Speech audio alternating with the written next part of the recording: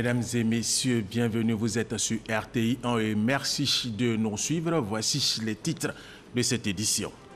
Lida Kwasi Moïse, l'ex-ministre de la Défense sous Laurent Gbagbo, accusé de complot contre l'autorité de l'État et 3 autres inculpés, dont le colonel Paulin Kate Nyatoa, Serge Pacome Durand et Samuel Zadi Gbaka, ont été condamnés chacun à 15 ans de prison ferme.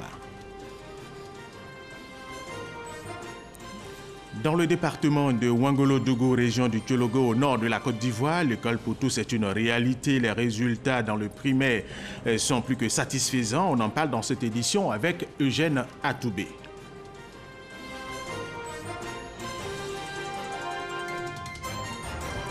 Et puis le président sénégalais Macky Sall a ordonné la suspension de toutes les autorisations de coupe de bois à la suite du massacre de 14 personnes en Casamance, région forestière du sud du Sénégal.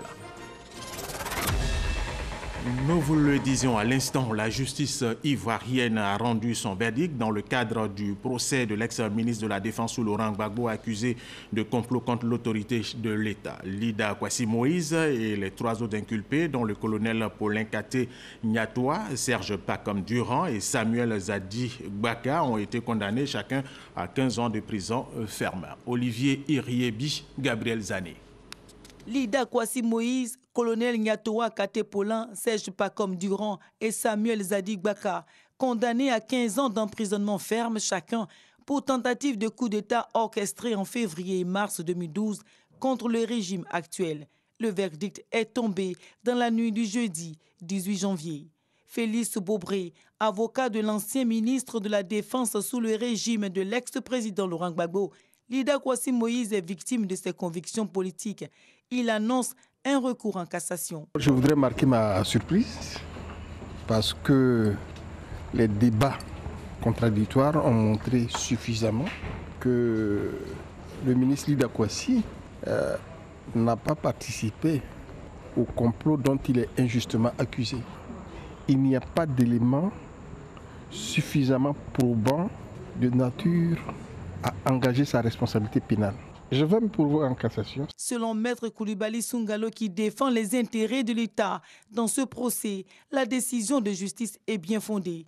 L'implication de Lida Kwasi Moïse dans le complot de coup d'État est prouvée par les documents trouvés en sa possession au moment de son arrestation en 2012 à Lomé au Togo. S'appuyant sur le Code de procédure pénale en ses articles 17, 158, 159 et 178, le président de la Cour, le juge Koulibaly Aboubakari, a dans son délibéré indiqué qu'il n'existe pas de situation atténuante pour les accusés. Allez, autre information, 858,8 milliards de francs CFA sont mobilisés par l'État de Côte d'Ivoire pour la construction et la réhabilitation de plus de 13 500 km de voies et pour la réalisation de plusieurs infrastructures hydrauliques. Francis Boifou. Des 858,8 milliards de francs CFA mobilisés pour faire face aux urgences dans le secteur des infrastructures économiques cette année, 108,8 milliards ont été affectés aux projets en cours dans le secteur de l'eau potable et 750 milliards consacrés à la réalisation de 21 projets routiers. Nous avons donc environ 78 000 km de routes en terre.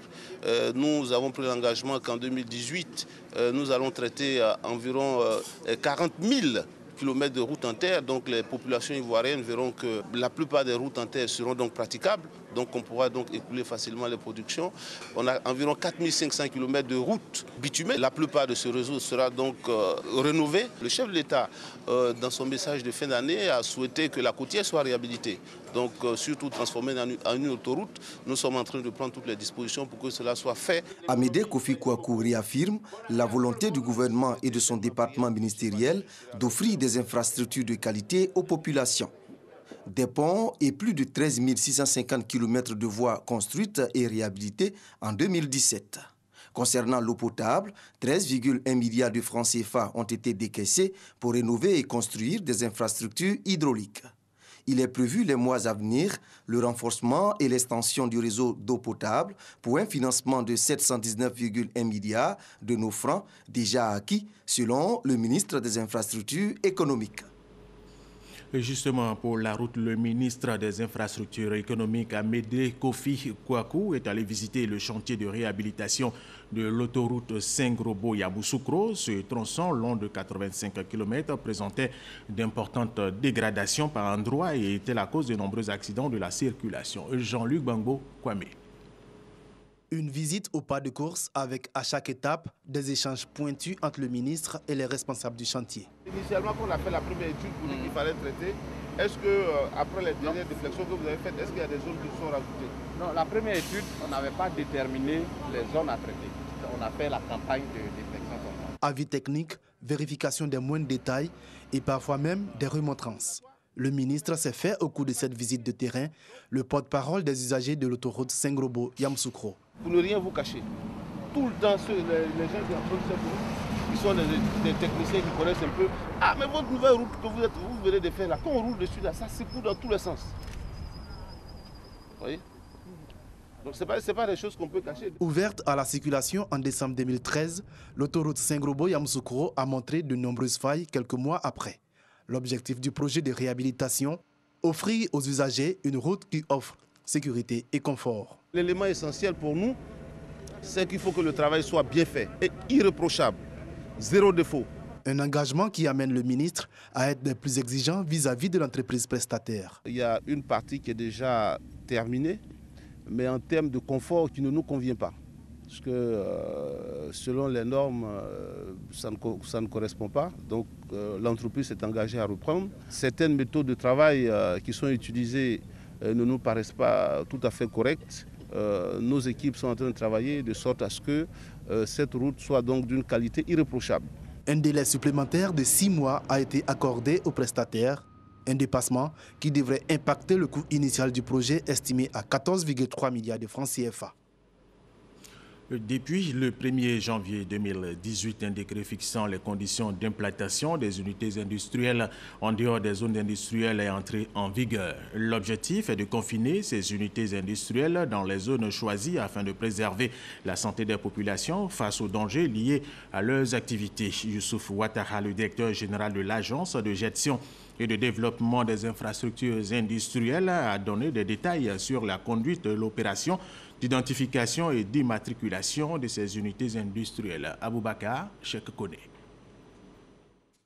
Selon les estimations de l'Agence de gestion et de développement des infrastructures industrielles à jeudi, environ 1000 unités industrielles sont concernées par l'opération, au nombre desquelles des brasseries, des boulangeries, des imprimeries, des industries cosmétiques installées pour la plupart en zone urbaine. Beaucoup d'opérateurs se sont installés sans vraiment un suivi. En initiant ce décret d'enregistrement et d'immatriculation de ces opérateurs, ça va nous permettre de les connaître, non seulement qui ils sont, où ils sont, et quelles sont les conditions minimales qu'ils ont prises pour s'installer. Ces entreprises ont 12 mois pour se conformer aux dispositions du dit décret. Au terme de l'opération d'identification et d'immatriculation, une commission leur délivrera une attestation d'enregistrement moyennant le paiement d'une somme forfaitaire de 25 000 francs CFA. Celles dont la dangerosité de l'activité est avérée seront contraintes de relocaliser leur activité dans une zone appropriée. Youssouf Ouattara a par ailleurs appelé les actions de rationalisation, d'optimisation et de réhabilitation engagées par son administration sur les zones industrielles déjà opérationnelles. Les projets de réhabilitation se poursuivent. Après la zone de Yopougon réhabilitée à hauteur de 25 milliards de francs CFA, les études pour la réhabilitation des zones de Koumassi et Vridi sont estimées à 298,5 millions de francs CFA. Pour la nouvelle zone industrielle d'Abidjan à Coupé-Zeudi PK24, l'état d'avancement des travaux d'aménagement des 62 hectares est satisfaisant, selon le directeur général de l'AGEDI. Il y a eu l'aménagement d'une zone d'urgence viabilisée aujourd'hui, où il y a le revêtement bitume, où il y a les candélabres qui sont déposés, les réseaux d'assainissement. À la date du 22 décembre 2017, sur cette nouvelle zone, 49 opérateurs ont reçu des actes d'attribution. 2 entreprises sont déjà en activité et 11 autres sont en cours de construction. Allez, tout à fait autre chose. À présent, le ministre de la Communication, Bruno Nabagné-Koné, était à l'ouverture de la session plénière de la première édition de African Digital Week. Il a saisi l'occasion pour peindre le tableau reluisant de la transformation numérique. Ces 6 dernières années, ce secteur a permis à la Côte d'Ivoire d'atteindre le top 10 du classement au niveau justement des technologies de l'information et de la communication. Davis Oyo, Serge Collier. Après une journée scientifique meublée par des échanges entre experts, African Digital Week ouvre officiellement ses portes ce jeudi. Cet événement, tourné vers la promotion des nouvelles technologies, vient renforcer les efforts déployés ces 6 dernières années en Côte d'Ivoire. Pour le ministre Bruno Nabagna-Koné, la Côte d'Ivoire fait un bond en avant dans le classement de l'indice de développement des technologies de l'information et de la communication. La Côte d'Ivoire, aujourd'hui, pour vous en dire rapidement un mot, c'est plus de 30 millions d'abonnements à la téléphonie mobile, contre 16 millions en 2011, pour une population de 25 millions d'habitants à peu près. Nous dénombrons 17 millions d'abonnés à l'Internet, principalement à l'Internet mobile. Nous en avions que 200 000 en 2011 avec les solutions filaires de l'époque. Nous avons aujourd'hui en Côte d'Ivoire 3,5 millions de Facebookers. Nous enregistrons 10 millions d'utilisateurs des solutions de paiement mobile pour un niveau de transaction évalué à ce jour à 17 milliards de francs CFA par jour. Toutes ces évolutions ont permis à notre pays, depuis novembre 2017 et pour la première fois, de figurer dans le top 10 du classement de l'indice de développement des TIC publié par l'Union internationale des télécommunications. Cette rencontre des professionnels du milieu est l'occasion pour les exposants d'échanger avec les amateurs du secteur. Le digital, qui est un concept assez important, vraiment change le monde. Change le monde et donc la transformation est au cœur des États pour leur évolution vers le numérique. Et donc on sait qu'il y a beaucoup d'enjeux au niveau du digital, au niveau des États, qui sont notamment la mise en œuvre d'une stratégie digitale, la modernisation de l'action publique. En Côte d'Ivoire, nous avons beaucoup d'artisans ou beaucoup de populations qui ont envie de vendre ou promouvoir des produits, mais qui n'ont pas l'expertise ou qui n'ont pas la possibilité de le mettre en ligne. Nous avons donc le site sanlishop.ci, qui est une des premières plateformes en Côte d'Ivoire qui permet de faire la promotion du produit Made in Côte d'Ivoire. Une possibilité donc pour les artisans de participer à faire évoluer leurs activités.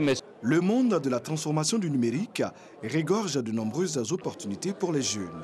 Exemple frappant, Souleymane, développeur d'applications dans une boîte de la place qui a pu s'intégrer dans le climat socio-professionnel. Grâce à l'informatique aujourd'hui, je travaille dans une jeune entreprise qui fait la promotion de jeunes talents et je suis aussi ici présent à ce salon. C'est déjà une grande première de l'African Digital Week pour représenter en fait notre entreprise et faire la promotion de nos produits. Cette tribune d'African Digital Week ambitionne d'être un rendez-vous incontournable dans le monde du numérique en Afrique. Les échanges entre les différents panélistes seront capitalisés pour une meilleure transformation digitale dans tous les domaines d'activité en Afrique. Des journées portes ouvertes pour approcher l'enseignement technique et la formation professionnelle du grand public. On en parle maintenant. Ces journées se tiennent au lycée technique de Cocody. Sephora Zegui, Adrienne Grascando. Ils sont nombreux, ces jeunes Ivoiriens qui ignorent encore l'existence de centres de formation technique et professionnelle en Côte d'Ivoire. Ils sont également nombreux à ignorer l'immensité des débouchés qu'offrent ces centres de formation technique et professionnelle. La formation professionnelle est même une solution à l'immigration clandestine. Parce que si ici, tu as une formation professionnelle, tu sais faire quelque chose de tes 10 doigts, tu ne chercheras pas à passer par la Libye pour aller en Europe de façon clandestine. Parce que ici même, avec tes 10 doigts, tu peux réaliser quelque chose qui va faire que tu seras autonome demain. Selon Touré Mamadou, secrétaire d'État chargé de ce secteur éducatif, l'enseignement technique et professionnel est sinistré. Historiquement, l'enseignement technique et la formation professionnelle n'a pas toujours été sinistré dans notre pays. Malheureusement, à partir des années 80, avec les effets conjugués donc, des crises des matières premières et de la conjoncture internationale, nous avons un secteur qui n'a plus bénéficié d'attention particulière. Le ministre annonce une somme de mesures prises par le président de la République pour améliorer l'existant. Il s'agit donc de remettre à niveau le plateau technique de nos centres de formation professionnelle. Un vaste programme de remise à niveau du personnel enseignant de notre dispositif sera aussi une priorité de notre département d'ici 2020. La plus grande innovation que nous allons apporter, c'est de faire en sorte que l'implantation des établissements de formation professionnelle ou d'enseignement technique dans nos régions soit en cohérence avec l'environnement économique donc, de nos différentes régions. Le grand public est invité au lycée technique de Cocody pour y visiter des stands dressés par les élèves et étudiants. Construction métallique, mécanique automobile, charpenterie, couture, hôtellerie et électronique sont entre autres les filières enseignées dans les établissements techniques et professionnels de Côte d'Ivoire. L'exposition s'étend sur 2 jours. Deuxième grand titre de cette édition dans le département de Ouangolodougou, région du Tchologo, au nord de la Côte d'Ivoire. L'école pour tous est une réalité et les résultats dans le primaire sont plus que satisfaisants. La raison principale, le bon encadrement scolaire des élèves. Eugène Atoubé. À plus de 700 km d'Abidjan, la ville de Ouangolodougou dans la région du Tchologo. Nous sommes au quartier résidentiel, au domicile de Tal Aboubakar, élève en classe de CM2. Au terme du premier trimestre, il a été classé premier de l'école primaire catholique Sainte-Thérèse de la ville, avec une moyenne de 19,64. La petite Ouattara Ramatou aussi est en classe de CM2 dans la même école. Elle a obtenu 16,24 de moyenne au premier trimestre de cette année scolaire. Une fierté pour ses parents. Tous deux appartiennent à des familles modestes, confrontées à de nombreuses difficultés. Mais grâce au soutien indéfectible de leurs parents, Ramatou et Aboubakar s'accrochent à leurs études. Il dit non seulement lui il est peul, il est aussi maître coranique. Chez eux, ils envoyaient les enfants pour aller faire l'autre, pour apprendre l'arabe et autres. Mais lui, il a décidé personnellement d'inscrire à l'école parce qu'il sait que peut-être cet enfant peut approcher les autorités et demain, il peut être quelqu'un dans ce pays. Vraiment, on dit à tous les parents d'encourager les enfants, de les suivre à l'école. De prendre soin des enfants, c'est tout. À la faveur d'une cérémonie de récompense suscitée et organisée par le ministre des Affaires présidentielles Téné Birahima Ouattara, le mérite de Tal Aboubakar et Ramatou Ouattara a été reconnu. Dans un contexte de reconnaissance générale des efforts des élèves des écoles primaires de la région du Tchologo. Ce qu'ils n'auraient jamais imaginé, ces 2 enfants ont reçu la visite surprise du corps préfectoral et du maire de Ouangolodougou. Ils étaient porteurs de messages forts de la part du ministre Téné Birahima Ouattara. Le président de la République, son Excellence M. Alassane Ouattara, prône l'école obligatoire et également la scolarisation de la jeune fille. Nous sommes venus voir les parents pour voir en tout cas quel encadrement ils ont pu procurer à leur fille. Ce sont des enfants heureux qui croient encore rêver. Remis de leurs émotions, ils s'engagent toujours à bien travailler à l'école pour demeurer d'excellents élèves, modèles pour leurs camarades du reste du pays. Leur rêve, figurer cette année parmi les meilleurs au plan national et visiter le palais présidentiel à Abidjan. Je dis à mes soeurs de faire comme moi, d'apprendre leurs leçons. Je prends l'engagement d'être parmi les meilleurs élèves de la région du Tchologo pour aller rendre visite au président de la République. Les autorités éducatives locales à tous les niveaux hiérarchiques, notamment l'inspecteur de l'enseignement primaire de Ouangolodougou, a mis un point d'honneur sur la question de l'encadrement des élèves dans les familles. L'organisation des cérémonies de récompense des meilleurs élèves vient comme un important appui aux formateurs pour qu'ensemble, parents, élèves et communautés éducatives contribuent au rayonnement de l'école dans le primaire, à ce jour épargné par les crises récurrentes. Le primaire dans la région du Tchologo est la fierté du système scolaire dans cette partie septentrionale de la Côte d'Ivoire et illustre l'engagement de la communauté à promouvoir l'école et spécialement la scolarisation de la jeune fille. Nous demandons aussi à nos enseignants, en dehors des heures de classe, de continuer à encadrer les enfants. C'est ce qu'ils font d'ailleurs les samedis. Mais nous sensibilisons aussi les parents à l'effet de continuer l'encadrement des enfants à la maison, surtout dans le domaine de la lecture, écriture, qui est un de nos gros soucis dans notre région. 500 élèves ont vu leurs efforts récompensés. La compétition promet d'être rude pour le 2e et 3e trimestre, car les enfants du primaire du Tchologo rêvent tous de visiter le palais présidentiel à Abidjan. Et pour cela, ils devront travailler dur pour figurer parmi les meilleurs au plan national. Eugène Atoubé, il est difficile de se trouver un logement adéquat dans certaines petites communes à proximité des grandes agglomérations. Ici en Côte d'Ivoire, la commune de Diabo, située à environ 15 km de Bouaké, n'échappe pas à cette triste réalité. Les fonctionnaires et agents de l'État en fonction sont obligés de résider à Bouaké et de faire quotidiennement le tronçon Bouaké-Diabo-Bouaké. Soro Corona, Abdul Kader Sogodogo Guédouman, RTI Bouaké. Yao Anon est enseignant d'anglais au lycée de Diabo. Il s'empresse de finir le dernier cours de la journée afin de reprendre le chemin du retour.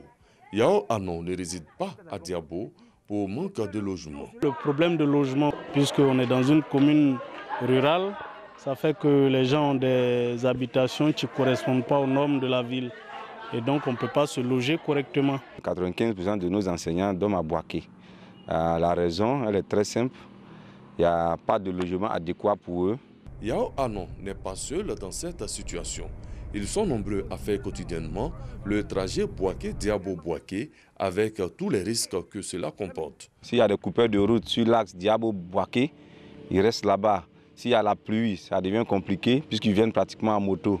Il y en a aussi qui ont des transports communs. S'il y a des grèves de transporteurs, vraiment, ou bien la voiture a retardé, il y a beaucoup de choses. Sur la route, c'est vraiment risqué. Mais on n'a pas le choix. Il faut venir servir le pays quand même. Mais qu'est-ce qui est à la base du manque de logement dans cette commune située à seulement 12 km de Bouaké? Depuis 1970, il n'y a pas eu de problème de lotissement à Diabo. Et depuis notre arrivée en 2013, nous avons initié un projet qui a été abouti en 2016 d'un morcellement de 500 lots, qui n'a même pas pu suffire. Depuis 3 ans, des efforts sont conjugués par le conseil municipal et les cadres pour venir à bout de cette question qui plombe le développement de Diabo. Un fonctionnaire qui arrive sur place, qui arrive à se loger normalement, il aura investi. Les cadres sont mobilisés, nous les avons approchés individuellement. En ce moment, tout le monde est en train de construire, la ville bouge en ce moment même. La commune de Diabo n'est pas la seule commune à souffrir de cette situation. Les petites communes situées aux alentours des grandes agglomérations ont en commun cette question de manque de logement pour sédentariser les fonctionnaires et agents de l'État en fonction sur place. Conséquence, les établissements scolaires connaissent des déficits d'enseignants. Didier Drogba, à travers sa fondation, vient d'offrir une école primaire de cette classe, un bureau pour le directeur et deux logements pour les enseignants du village de Pokou-Kwamekro, sous-préfecture de Galébré, dans la région du Gor. Bénance, Hermaniamien. Voici les bâtiments qui servent de salle de classe aux élèves de l'EPP Pokou-Kwamekro dans la sous-préfecture de Galébré, dans la région du Gor. Ces baraques de fortune ont été construites par les habitants du village pour soulager les enfants qui parcouraient environ 10 km de piste pour se rendre à l'école dans un village voisin. Même si une solution a été trouvée à la question de la distance, un autre problème demeure cependant. Située à proximité de la broussaille, cette école expose quotidiennement enseignants et apprenants aux reptiles. Il n'y a pas longtemps, on était en train de faire les répétitions là derrière et on a reçu la visite d'un serpent. Vraiment, il a fallu qu'on se précipite pour vraiment l'achever. Voilà, donc en tout cas, c'est un peu dur.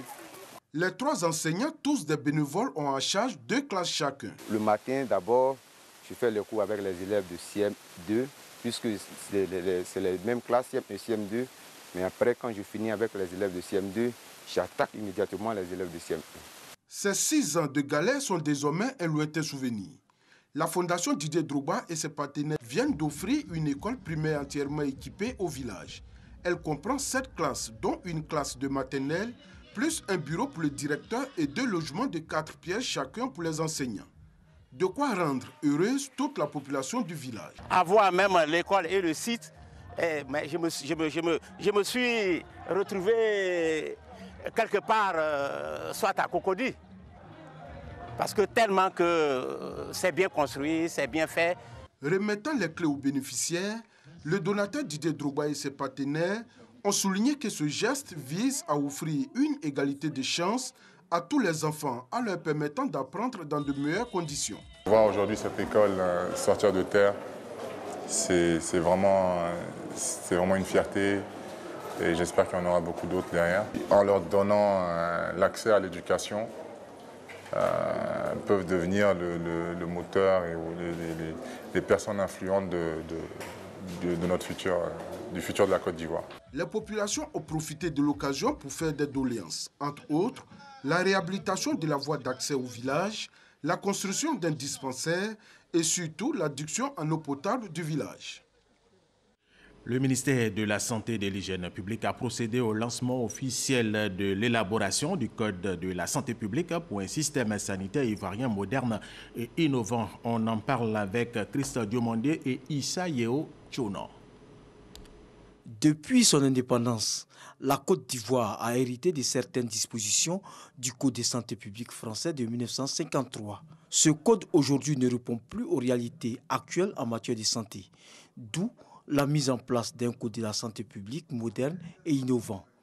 Le lancement de l'élaboration de ce nouveau code vise à clarifier l'ensemble de ces dispositions afin de les adapter aux évolutions des professions de santé. Il est bon qu'il y ait un document qui soit une sorte de petite constitution, n'est-ce pas, de la santé, où tous les textes en matière de santé, que ce soit des lois ou des règlements, tirent leur substance, n'est-ce pas, leur base pour légiférer, pour réglementer dans tout le secteur de la santé et dans toutes les activités. Beaucoup de travail a été fourni et nous nous réjouissons en tant que représentants de la France d'être aux côtés de la Côte d'Ivoire dans ce chantier monumental. Cette initiative du ministère de la Santé et de l'Hygiène publique, appuyée par l'agence Expertise France, va contribuer à une meilleure réglementation et des régulations du système de santé. Pour un système de santé performant, il faut des textes réglementaires.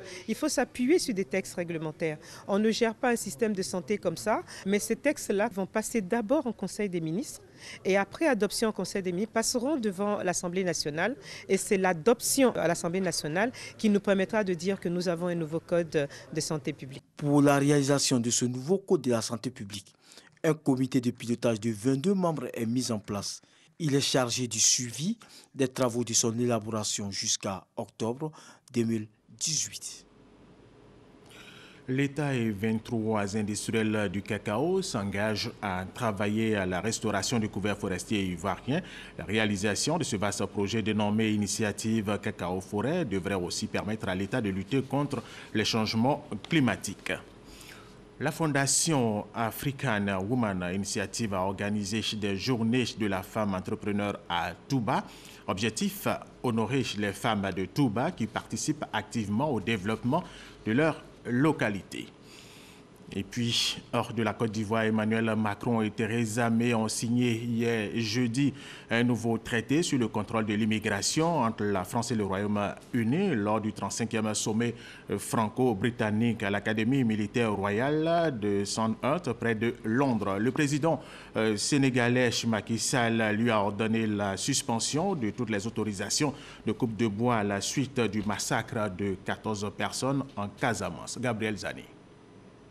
En Casamance, il n'y aura plus de coupe de bois dans la forêt protégée de Bayotte, proche de Ziguinchor, principale ville de cette région agricole et touristique du Sénégal. C'est le président sénégalais Macky Sall qui a ordonné cette suspension dans un communiqué publié jeudi sur son compte Twitter. Une décision qui intervient à la suite du massacre de 14 personnes en Casamance. Le gouvernement a dépêché des enquêtes pour que les auteurs directs et leurs complices soient arrêtés et punis par la loi selon le communiqué. 22 personnes ont déjà été arrêtées le 14 janvier dernier dans l'enquête sur le massacre de ces hommes venus chercher du bois dans la forêt de Bayotte. Le code forestier sera aussi révisé sur instruction du président sénégalais. Les forces armées, elles, doivent engager tous les moyens afin de neutraliser durablement toutes les bandes armées qui sévissent sur l'ensemble du territoire national. Selon le mouvement des forces démocratiques de Casamance, le massacre pourrait être lié à l'exploitation illicite du bois précieux en Casamance, région en proie à une rébellion indépendantiste depuis 1982, mais qui connaît une accalmie ces dernières années. Emmanuel Macron et Theresa May ont signé jeudi un nouveau traité sur le contrôle de l'immigration entre la France et le Royaume-Uni lors du 35e sommet franco-britannique à l'Académie militaire royale de Sandhurst, près de Londres. Ce nouveau texte vient compléter les accords du Touquet, signés en 2003 et en vigueur depuis 2004, et prévoit notamment une nouvelle contribution financière britannique ainsi qu'une meilleure prise en charge des mineurs isolés étrangers. 50 millions d'euros, soit 33 milliards 250 millions de francs CFA, sont alloués par Londres au contrôle de la frontière à Calais, en France. Voilà, Victorine Yaoyoboué supervisait cette édition. Merci aux techniciens, merci à vous de l'avoir suivi et restez avec nous sur RTI 1.